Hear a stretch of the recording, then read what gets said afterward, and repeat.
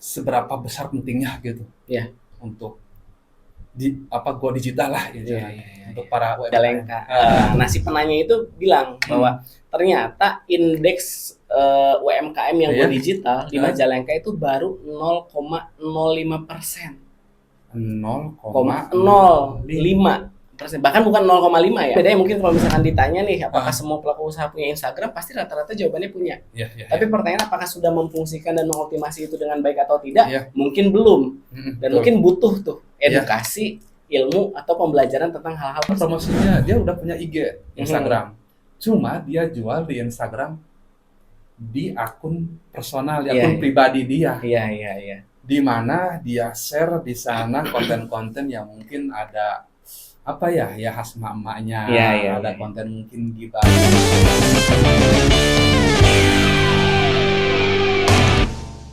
Assalamualaikum warahmatullahi wabarakatuh. Ya, jumpa lagi di Digitalk episode keempat ini kayaknya. Ya. Episode keempat, jadi masih dari saya sebagai penanya. Ya kita masih ngobrol-ngobrol aja. Betul, ini mau ngobrol aja. Ngobrol aja. Pikiran. Ya, pikiran. Cuma ya mungkin yang sekarang ini yang menjadi informannya, yang akan kita ulik informasinya itu dari Kang Apri sebagai founder di digitalin.id. Keren nih. Nah, oke, kita lanjutkan ya yang kemarin. Sebagai saya sendiri kan mungkin UMKM lah ya, sebagai yang punya usaha itu di Majalengka. Ya bagi saya sih memang penting ya, kemarin kan udah ditanyakan gitu. Kalau dari sudut pandang saya gitu. Nah, kalau dari sudut pandang agensi ini digitalin, seberapa besar pentingnya gitu untuk go digital lah gitu untuk para UMKM gitu. Betul. Sebetulnya dari sudut pandang kita ya Kang, tentunya go digital itu sangat penting. Tapi pesan saya juga jangan lupakan hal yang fundamental, yaitu dari sisi produk dan kesiapan produksi. Iya kan. Jadi gini, banyak juga mungkin orang yang berpikir bahwa digital marketing itu adalah sebuah keajaiban atau sulap. Seolah-olah ketika udah masuk ke digital marketing udah langsung laku. Betul. Memang kans kesana pasti ada. Pasti. Karena kan awareness produk kita makin naik, makin banyak orang yang tahu, makin banyak kesempatan ada orang yang membeli. Tapi di sisi lain jangan juga sampai ketika banyak yang tahu, banyak yang beli, tapi kesiapan produksi kita mandek tuh. Makanya sebetulnya digital marketing itu sangat penting, sangat amat penting. Tapi setelah dari sisi kesiapan produksi dan dari kesiapan produk kita valid, udah uji pasar, misalkan produk kita makanan udah terbukti banyak yang suka dan lain sebagainya, baru kita optimasi di sana. Nah, cuman kenapa sekarang UMKM itu penting sekali untuk go digital? Karena yang pertama, ini adalah sebuah kesempatan. Dan ini bukan menjadi sebuah tren, tapi udah menjadi sebuah keharusan. Karena hampir rasanya semua produk sekarang go digital. Nah, kalau zaman dulu Kang, mungkin metode untuk mengenalkan produk dengan secara masif, skala nasional itu mungkin bisa dilakukan oleh brand-brand besar. Betul. Di TV lah. Di TV gitu mahal kan, mahal juga. Tapi kan sekarang rasanya medianya semua orang udah punya. Gitu. Jangankan ibaratnya pengusaha yang punya pabrik ya, emak-emak di rumah aja sudah main sosial media gitu kan, udah main TikTok dan lain sebagainya. Artinya toolsnya sama. Yang terpenting the man behind the gun-nya. Nah tadi kan the man behind the gun itu berarti kan kita mau tidak mau harus belajar nih tentang bagaimana mengoptimasi digital marketing untuk memasarkan produk kita. Gitu. Nah, balik lagi. Nah itu kan ketika kita harus katakanlah seorang pengusaha gitu kan harus nyemplung ya, tadi kan kita ulangnya sedikit, ternyata ya tadi masalah produk dan produksi harus siap. Ya sih emang benar juga, jangan sampai lah kita udah punya modal nih langsung pakai agensi atau kita meng-hire ada tim di kantor di perusahaan kita tuh untuk untuk kontennya gitu kan ya, tapi ternyata kita nggak memperhitungkan masalah produksi gitu. Jangan sampai ya barangkali ada yang FYP gitu ya. Tiba-tiba orderan banyak, ternyata di produksinya masih kurang. Itu kan akan menjadi bunuh diri malah. Nanti reputasi brandnya jelek gitu kan. Nanti barang tidak terkirim, akhirnya reputasi toko jelek, reputasi produk pun biasanya gini nih. Ada yang dikorbanin ketika karena butuh cepet produksi akhirnya kualitas yang dikurangi, itu kan jangan sampai lah gitu ya. Oke. Nah, cuma masalah nih, untuk di Majalengka sendiri, kira-kira berapa banyak sih yang sudah melek internet? Ada datanya nggak kira-kira? Ini kemarin saya dapat data menarik ini dari KPU malah. Oh gitu? Saya nonton debat politik. Saya nonton debat politik untuk pertanyaan untuk salah satu calon bupati di Majalengka. Nah, si penanya itu bilang bahwa ternyata indeks UMKM yang go digital di Majalengka itu baru 0,05%. 0,05%. Bahkan bukan 0,5 ya. 0,05. Saya pikir 0,5. Kalau 0,5 itu berarti kan setengah dari 1 gitu ya. Ini 0,05.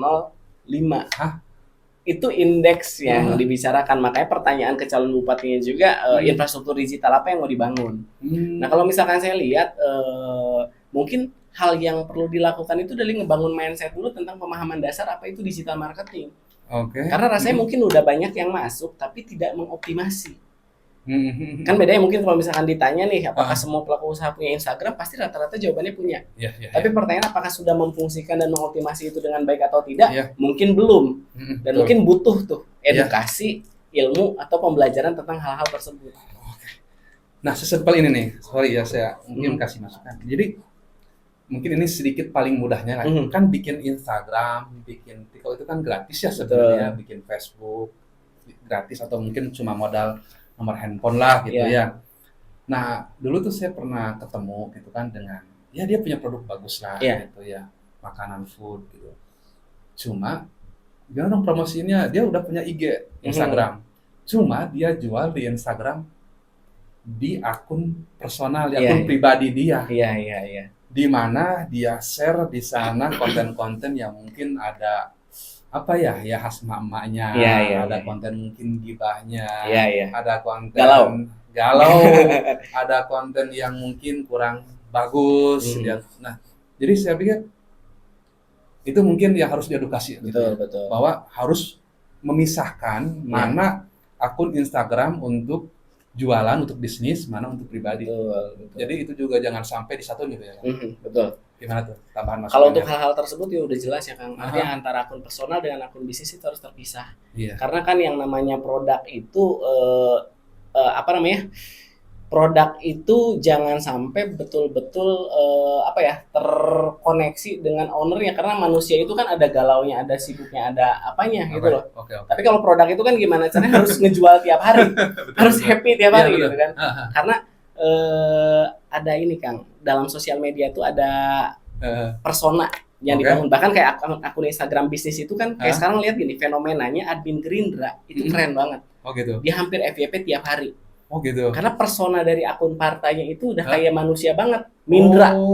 Si Mindra itu tuh jadi ngebalesin komennya lucu, apanya lucu. Jadi si brand itu udah punya persona tersendiri. Nah, baiknya kenapa dipisah jadi antara persona pribadi si business owner, si ownernya dengan persona brand itu harus terpisah. Si brand mah boleh lah galau, ngeluh belum bayar listrik atau apa segala macam boleh lah, tapi brand nggak boleh. Gitu. Nah itu ya tipsnya, jadi ya jangan sampai membahayakan bisnis kita ya. Betul. Jadi gini ya teman-teman ya, jangan sampai kita punya produk bagus.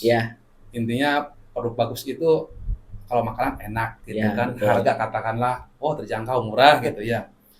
Tapi kita jual katakanlah di medsos pribadi kita. Betul. Di mana di sana katakanlah ketika musim pemilu pilkada kita menjelek-jelekan paslon lain, kita malah membagus-baguskan pilihan kita, di mana ternyata konsumen kita itu ada yang mungkin berseberangan dengan kita. Dan itu bisa membuat dia yang awalnya mungkin sudah loyal beli ke kita, karena di medsosnya berbeda pandangan politik, itu bisa aja kan? Iya betul. Karena gini Kang, kalau misalkan tidak dipisah, subjektivitasnya sangat tinggi. Betul. Karena yang namanya menyangkut dengan personal, itu kan ada orang yang suka, ada yang tidak suka, atau misalkan kitanya bikin masalah nanti ke bawah-bawah ke produknya. Dan itu saya lihat banyak sekali terjadi, mungkin salah satunya di pelaku usaha yang mungkin khususnya di rias pengantin. Karena kan kadang banyak ya ibaratnya yang rias pengantin tuh ngejual nama pribadi, misalkan wedding by Afri misalkan, atau misalkan udah corporate brandingnya aja yang digedein. Nah kalau misalkan pribadi yang digedein, ketika pribadi kena masalah, bisnisnya bubar. Tapi kalau misalkan itu dipisah, anggaplah misalkan Akang di kitchen set, misalkan Iwan kitchen set. Nah ketika Iwannya bermasalah, kitchen setnya bubar. Tapi kalau misalkan Mihade dan Iwan yang nggak terlalu nampak, artinya mau Iwannya dalam kondisi apapun ya.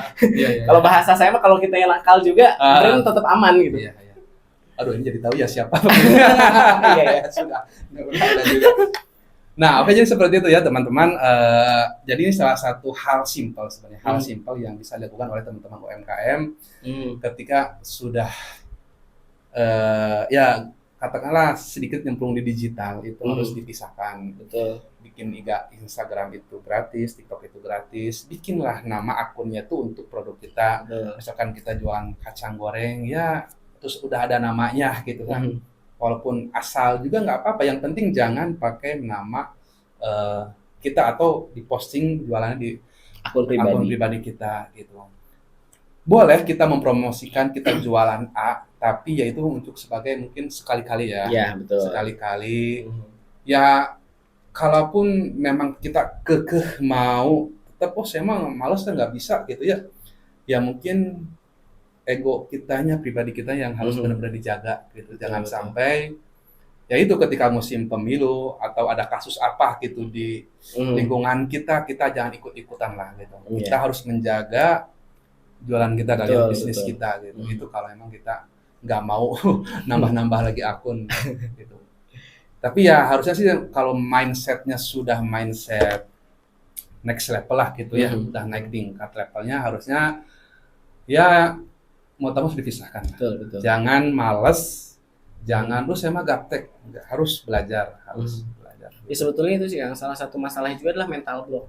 Mental block itu memang harus dibuang gitu, bahwa bilang misalkan aku mah nggak bisa, aku mah nggak ngerti, sedangkan sebetulnya sekarang untuk belajar kapanpun dan dimanapun sudah bisa. Kecil-kecilannya misalkan kita punya TikTok, bisa aja kita searching bagaimana cara membuat akun Instagram, bagaimana cara mengoptimasi akun Instagram. Bahkan kalau waktu dulu kan untuk belajar harus ke YouTube nih, karena sekarang di TikTok juga kita udah banyak nih tutorial singkat yang sebetulnya tinggal kita ikutin aja. Itu makanya mental blocknya yang harus dibuang. Mental block. Nah ini mental block ini mungkin ini akan pembahasan yang sangat menarik ke depan.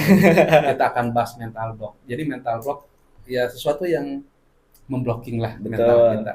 Pokoknya ini masih banyak pembahasan yang keren-keren. Kita catat dulu biar nggak lupa. Kita akan membahas mental block nanti. Yang mana manfaatnya pastinya ya agar diri kita tuh udah nggak ada merasa nggak bisa lah, aduh saya mah udah gini, saya mah gini, enggak. Itu mental block yang harus disingkirkan. Dan kalau dipiara terus, yang menghambat pertumbuhan kita juga, menghambat pertumbuhan diri kita, menghambat pertumbuhan bisnis kita. Oke, nampaknya untuk saat ini itu saja dulu. Kita skillnya dikit-dikit aja dulu, biar next video masih ada banyak bahasan yang keren. Jadi jangan sampai kita membahas banyak tapi nggak jelas. Kita mungkin cukup 1-2 pertanyaan tapi ada arahnya, ada nilai yang bisa diambil dan juga bisa diterima dengan lebih clear gitu kan, jelas juga. Oke, itu aja untuk kali ini. Sekali lagi terima kasih buat yang sudah menyaksikan dan jangan lupa untuk subscribe di channel digital.id untuk mendapatkan update video selanjutnya. Terima kasih telah menyaksikan sekali lagi. Wassalamualaikum warahmatullahi wabarakatuh. Bye-bye. Bye-bye.